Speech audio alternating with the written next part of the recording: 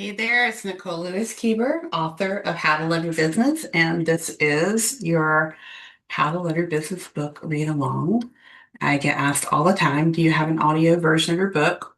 No, I do not. So this is what I'm doing. I'm reading my book to you. If you want to get a copy of the book, it's on Amazon. You can grab a copy there. There's also a Kindle version. And if you just want to sit back and relax, maybe a pen and a pencil and a journal while I read my book to you, then you can just do that too. So we're going to be doing chapter 6 today. So we are up to chapter 6. And if you are enjoying this, please in the comment section, let me know how you're doing, what you think, what your feedback is.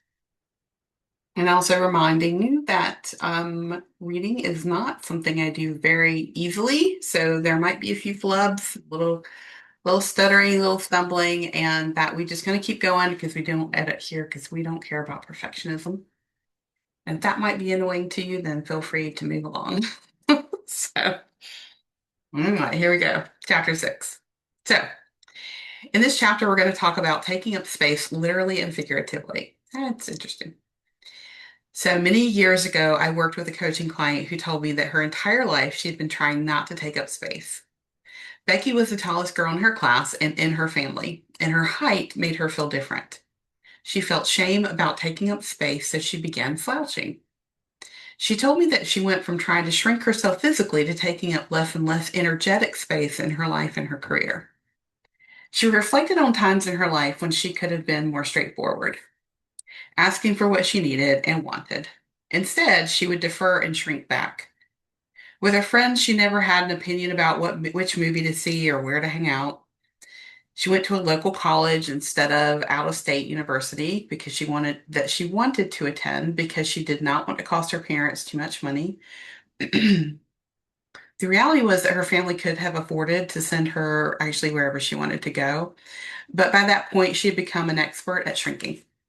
And it wasn't until she started seeing a physical therapist for back and neck pain that she was confronted with her unwillingness to take up space. When she was doing her PT homework, Becky realized that it was harder for her to do the exercises there than it was at the therapist's office because she felt unable to take up space and stand up straight around her family. She told me I was physically in pain because I was not allowing myself to live up to my full potential there, the full body that God gave me. I recognized that this was keeping me from feeling confident and worthy, meaning she could do the exercises in the PT office, but not at home. She was tearful when she recounted to me that how uncomfortable it was for her to stand tall at her full height and hold her head up high, especially around her family. Her epiphany at physical therapy inspired her to seek out psychotherapy to learn how she could take up more emotional space in her life. She worked hard to claim space in her relationship with her husband and to ask for what she needed as a mom. She even began to take up some more space in her friendships.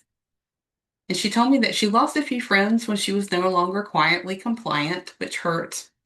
But that pain of losing a friend was less pain than losing herself. So by the time we worked together, she had left her corporate job and was starting her own consulting business and was on her way to a third year of growth and success. Yay, Becky, right? So Becky is a kick-ass woman with wisdom and self-awareness. So imagine her shock and dismay when she realized that she had created a successful business that was draining her physically and emotionally. In our first coaching session, she told me that she tried that how tired and depleted she was and how upset she was that she could not enjoy her success. She had done everything the right way. She worked with a mentor, got a business coach, and had made more money in year 3 of her business than she had made in her corporate job. But her pride in herself was diminishing by her suffering. So it's clear to me that she had defaulted into old ways of operating and had not recognized it or planned for it in creating her business because nobody does. So at our next session, we talked about physical boundaries, and here's what she uncovered. She had not she had no dedicated space for her business. Instead, she moved around within the house. She would work from her kitchen table, but move when her kids came in. She would work from her couch with headphones on while her husband watched television. She convinced herself that this was normal because she was part of the laptop lifestyle club. But in reality, this laptop lifestyle was not glamorous. And she wasn't working by the pool or in a luxury suite in Palm Springs. No, she and her laptop were moving from room to room to room to accommodate other people. And once again, she was not taking up space. She did not want to inconvenience her family. She was lying to herself about having a flexible, mobile, desk-free workday was what her business as an online consultant was all about. And I asked her if she liked this setup, and she said, hell no. When she worked in an office, she enjoyed having her own space and she enjoyed being able to close her door to work. She liked having a desk and a chair that accommodated her height. And as she spoke wistfully about her corporate office, I said, why don't you have an office at home? And she said, we don't have the space. Knowing that there's often something else going on underneath a client's first reply, I asked her to describe the rooms she had in her house, the rooms. She told me that they had a kids' room, a master bedroom, a guest room that had become a catch-all room. And I said, what would it take for you to claim the guest room as your office? She was caught off guard and she gave me a few half-hearted excuses. She said, well, we need a room for people come to stay when they visit. She said at first. And I said, how often does that happen? She told me guests came through town only twice a year. And I said, if people only come twice a year, couldn't you put them up in a hotel? She agreed that that would possibly be a sensible solution, but then she said that they also used that room for storage. And I asked her if the things in there were really necessary to keep, and if so, was there another place to put them? Again, she gave me a few half-hearted excuses, and again, I kept inquiring, and finally she blurted out, it seems selfish to take up an entire room just for me. Exactly, I said. We worked together. We worked through some of the still unconscious beliefs she had about taking up space, and I asked her if she and her business deserved to have room to grow without feeling disrupted every day. I would love to tell you that she agreed immediately, but it took a few sessions for us to dismantle her excuses. I had to remind her that she had already done the hard work to take up space in her personal life and that she could do it again in her professional life. I'm happy to say that today Becky has a dedicated office in her home, and she's building a new home with her husband that has an office suite for her with a fantastic view. She went from converting a humble guest room in her house office to really honoring and celebrating her work and how important it is to her in her life. She made space for it. People are not likely to give us space if we don't ask for it. They will stay within the boundaries we set for them. This is why it's so important to make space for your business, literally and figuratively, whenever possible. Your business will grow or not grow depending on the attention and space that you give it. You can have success while not taking up space, but it is not sustainable. So, is your working space supporting you? It's important to have an orderly and beautiful space so that you can feel connected to your business and so your mind can be clear and focused.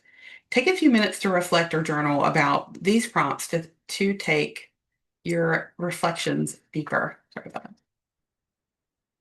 So, here are your prompts. Where do you commune with your business? Do you have a dedicated space? Do you have set work hours that you protect and honor so that you can work in an intentional way? What is working about the physical space you run your business from? What is not working?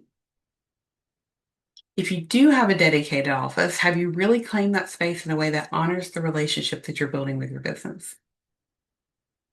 I myself struggle to keep my office clean. I could laugh right now if you could see the rest of the office. I tend towards chaos with paper stacked in piles and newspaper strewn over my couch. I've been trying to remind myself to clean up at the end of the day. And if I'm unable to do that, I do a big cleanup at the end of the week. I do that, which always makes me feel more at peace. A clean office gives me more space emotionally and physically to be creative and productive. I've been working hard at putting rituals in place that honor the space I occupy with my business, and I think you should too. So here's one more way that you can assess your space is serving you well and supporting your boundaries. Sometimes a checklist does just the trick to give you a bigger picture. So I have like a little checklist in here that we'll go through. My workspace is comfortable, yes or no. My workspace is either free of clutter or I tidied it up at the end of my workday or work week, yes or no.